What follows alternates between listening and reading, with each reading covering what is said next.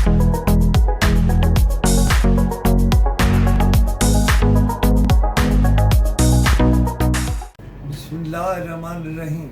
इस्लामाबाद में एक रेस्टोरेंट है, खड़ा है। सीडीए ने उसे कुछ ज़मीन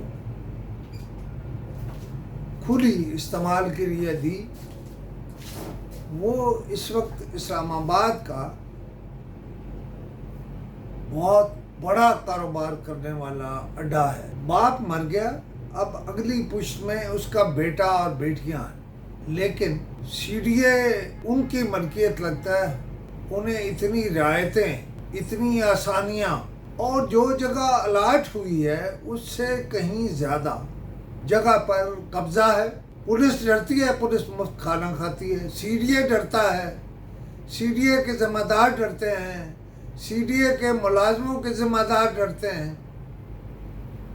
ये खेल है, रिश्वत का खेल, जो सरे आम जारी है।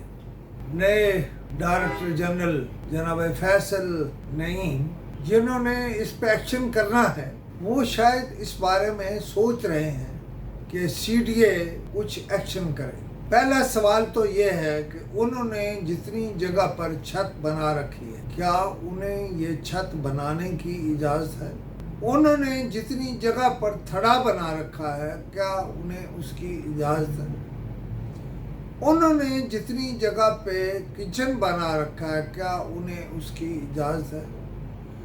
चूँकि वो ऐसी जगह पर है कि वो मुंह मांगे दाम भी वसूल कर रहे हैं। अब सवाल यह है कि उनके दाम में कौन कौन आया हुआ है। मैंने कहा कि हर एक उनके दाम में है। ये सिलसिला कब तक जारी रहेगा? क्या चेयरमैन नैब, क्या चेयरमैन FIA, क्या IG इस्लामाबाद, क्या मुतलका SSP और क्या मुतलका SHO इस तरफ कोई तवज्जो देंगे? मेरे सवाल यह है कि उन्हें किस चीज़ ने रोका हुआ है? यानी जो तजावुज़ है वो तजावुज़ है।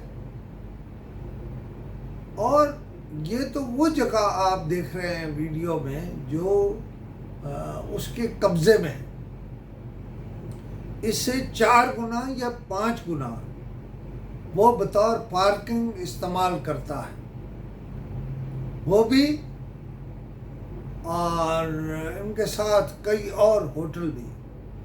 इन्होंने गंद मचा रखा है, शहर को गंदा किया हुआ है, शहर में रश किया हुआ है, शहर को रंग महल बना रखा है। मुझे लंबी बात नहीं करनी।